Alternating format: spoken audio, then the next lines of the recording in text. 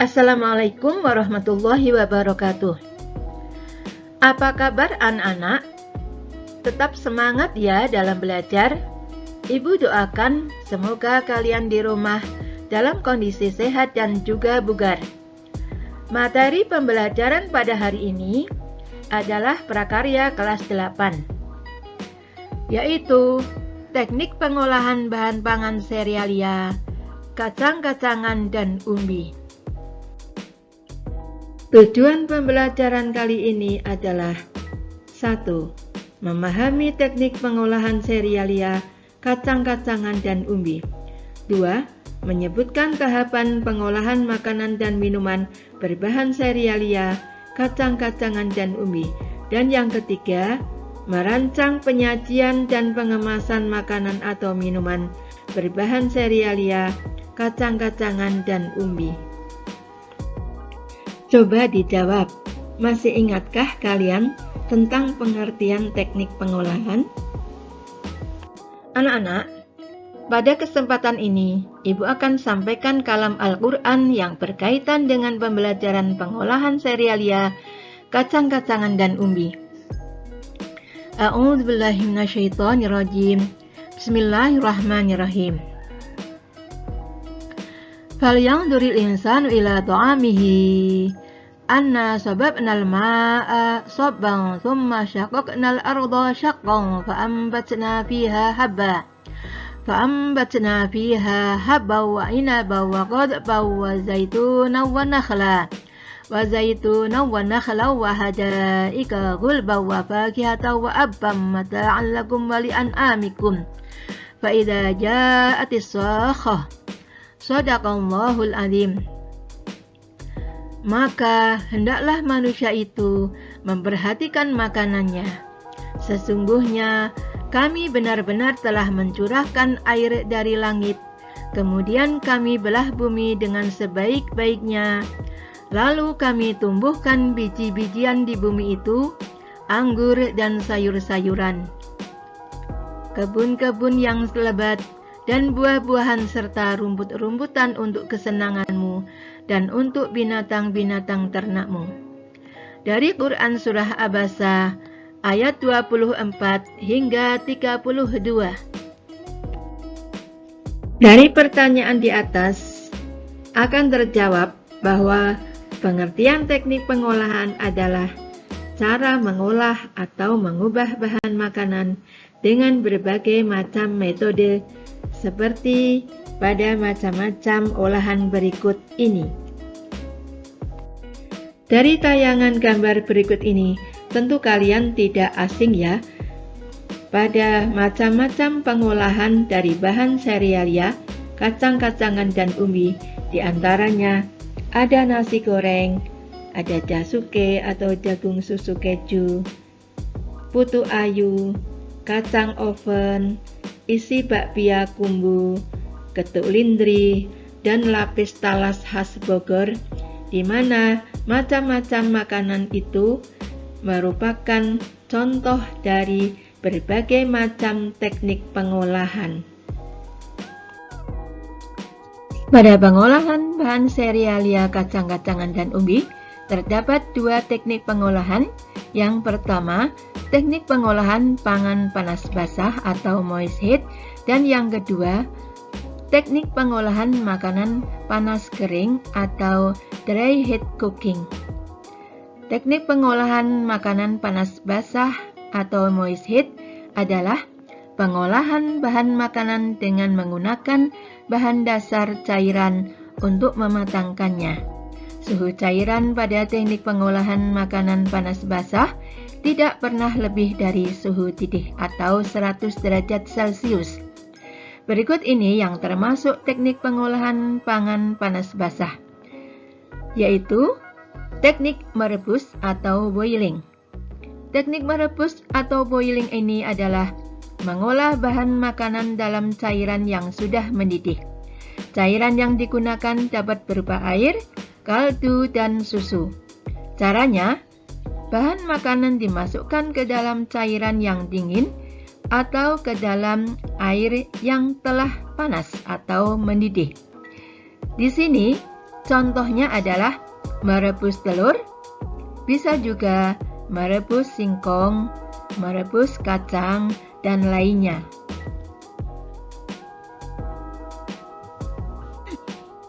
Masih dengan teknik pengolahan pangan panas basah atau moist heat, teknik yang berikutnya adalah teknik merebus atau menutup bahan pangan yang disebut dengan istilah poaching. Teknik poaching adalah cara memasak bahan makanan dalam bahan cair sebatas menutupi bahan makanan yang direbus dengan api kecil di bawah titik didih atau 92 hingga 96 derajat Celcius. Bahan makanan yang di-poach ini adalah bahan makanan yang lunak atau lembut dan tidak memerlukan waktu yang lama dalam memasaknya, seperti buah-buahan, sayuran, telur, dan ikan. Yang berikutnya adalah teknik menyetup atau menggulai, disebut dengan istilah stewing. Stewing adalah mengolah bahan makanan yang terlebih dahulu ditumis bumbunya dan direbus dengan cairan yang berbumbu dan cairan yang tidak terlalu banyak dengan api sedang. Tujuan dari dimasak dengan api sedang dan dalam waktu yang lama adalah agar aroma dari bahan masakan keluar dengan sempurna. Di sini contohnya adalah menggulai udang beserta sayuran yang lainnya. Anak-anak, masih dengan teknik pengolahan serealia, kacang-kacangan, dan umbi, yang berikutnya adalah teknik mengukus atau steaming. Teknik mengukus atau steaming adalah memasak bahan makanan dengan uap air mendidih.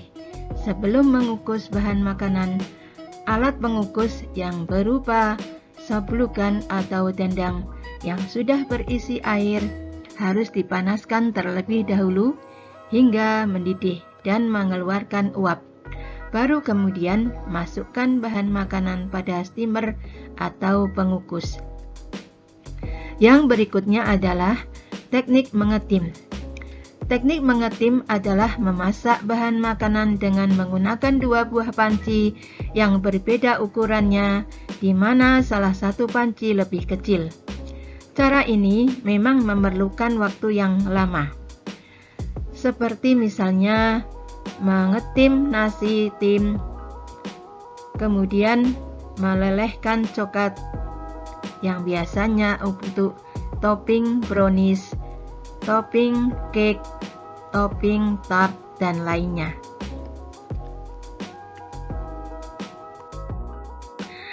Teknik pengolahan bahan serealia, kacang-kacangan, dan umbi. Yang kedua adalah teknik pengolahan pangan panas kering atau disebut juga dengan dry heat cooking. Yang pertama yaitu deep frying, atau memasak bahan makanan dengan menggunakan minyak atau lemak yang banyak jumlahnya sehingga bahan makanan benar-benar terendam dan memperoleh hasil yang kering atau crispy. Teknik deep frying ini berlaku pada saat menggoreng pisang, menggoreng singkong keju, ubi talas, menggoreng kerupuk, menggoreng kacang, dan lainnya. Teknik berikutnya adalah menggoreng dengan minyak sedikit atau istilahnya shallow frying. Shallow frying ini mengolah bahan makanan atau proses menggoreng yang dilakukan dengan cepat dalam minyak goreng yang sedikit jumlahnya pada wajan datar. Dalam shallow frying, bahan makanan biasanya hanya satu kali dibalik, seperti pada penggorengan martabak.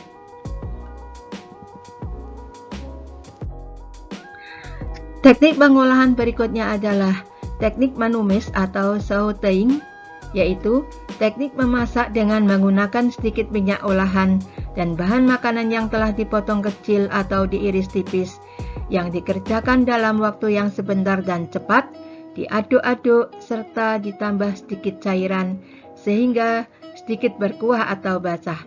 Contohnya, menumis kangkung, menumis sayuran seperti buncis, wortel, putrén, dan lainnya. Teknik berikutnya adalah memanggang atau baking. Teknik memanggang atau baking adalah pengolahan bahan makanan di dalam oven dengan panas dari segala arah tanpa menggunakan minyak atau air. Contohnya seperti memanggang roti. Selanjutnya, teknik pengolahan panas kering, membakar atau grilling. Grilling adalah teknik mengolah makanan di atas lempengan besi panas atau griddle atau di atas pan dadar teflon yang diletakkan di atas perapian langsung. Grill juga dapat dilakukan di atas bara langsung dengan jeruji panggang atau alat bantu lainnya. Contoh, kita membakar ayam, ikan, daging, dan sayuran.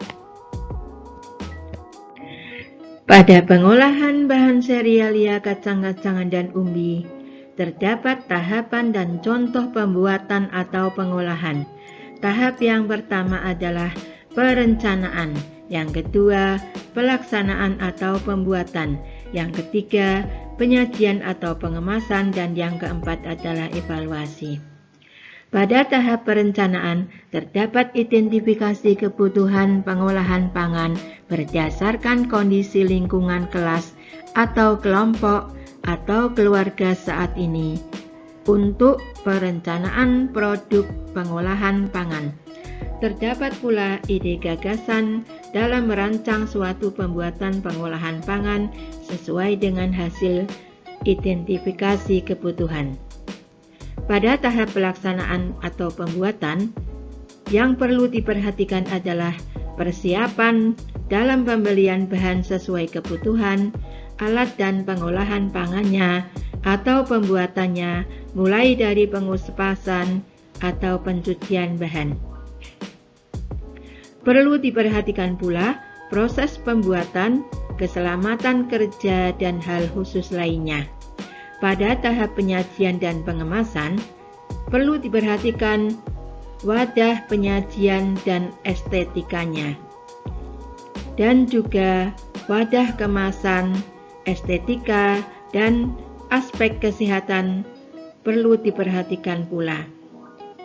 Pada tahap evaluasi, dalam merasakan produk pengolahan pangan dan mengevaluasi seluruh proses atau setiap tahapan pembuatan pengolahan sebagai bahan perbaikan. Anak-anak, berikut ini beberapa contoh olahan pangan serealia, kacang-kacangan, dan umbi menjadi makanan khas daerah Indonesia. Contoh olahan serealia dari olahan beras menjadi nasi putih, lontong, ketupat, nasi kuning, dan nasi uduk. Dari olahan jagung menjadi nasi jagung, jagung bose khas NTT, nasi jagung balopinde khas Gorontalo. Contoh olahan kacang-kacangan dari olahan kacang tanah menjadi kacang rebus, kacang goreng, bumbu pecel, dan bumbu siomay. Dari olahan kacang hijau menjadi bubur kacang hijau, kumbu isian bakpia, dan kue satu. Contoh olahan umbi dari olahan singkong menjadi ketuk, tiwul, singkong goreng, dan singkong keju. Dari olahan ubi menjadi timus dan grubi. Dari olahan kentang menjadi kue lumpur kentang, kue talam kentang, dan perkedel. Pada tahap penyajian dan pengemasan, perlu memperhatikan prinsip higienitas dan sanitasi makanan. Yang pertama, prinsip wadah. Setiap jenis makanan ditempatkan dalam wadah terpisah dan dimasukkan dalam keadaan tertutup pada saat penyajian. Berikutnya, prinsip kedap air. Penempatan makanan yang mengandung kadar air tinggi atau basah baru dicampur pada saat menjelang dihidangkan untuk mencegah makanan cepat rusak. Berikutnya, prinsip bahan makanan dapat dimakan. Bahan makanan tidak membahayakan kesehatan. Yang berikutnya adalah prinsip panas. Setiap hidangan makanan disajikan masih dalam keadaan panas, sehingga ini membuktikan bahwa hidangan masih segar atau fresh. Prinsip alat bersih. Setiap peralatan yang digunakan seperti dus, piring, gelas, mangkok, dan sendok harus bersih dan dalam kondisi baik. Bersih artinya sudah dicuci dengan cara yang higienis. Pada prinsip penanganan makanan, dalam menyajikan makanan, hendaknya hindari kontak langsung dengan tangan. Hal ini bertujuan untuk mencegah kontaminasi bakteri dan penampilan yang baik. Seperti misalnya kita dapat menggunakan sarung tangan khusus untuk penyajian makanan. Masih pada tahap penyajian dan pengemasan. Belakangan ini, industri kreatif sangat luar biasa dalam mengkreasikan penampilan makanan dengan kemasan yang cantik, baik dari unsur tradisional maupun unsur modern. Banyak yang menggunakan bahan yang ramah lingkungan, yang dapat didaur ulang, dan yang menggunakan plastik mulai bergeser pada kemasan yang dapat menyelamatkan lingkungan dari kerusakan. Ada juga yang menggunakan bahan alami seperti daun pisang dan daun pandan. Ada juga catering yang tidak lagi menggunakan bahan styrofoam, tetapi menggunakan besek dengan pelengkap pita dan ornamen lainnya, sehingga dapat mempercantik penampilan. Alhamdulillahirrabbilalamin. Materi pembelajaran pada hari ini telah terselesaikan. Hari ini kita telah banyak belajar tentang pengolahan bahan serealia, kacang-kacangan, dan umbi. Semoga bermanfaat bagi kalian. Mohon maaf bila ada kekurangan. Terima kasih. Wassalamualaikum warahmatullahi wabarakatuh.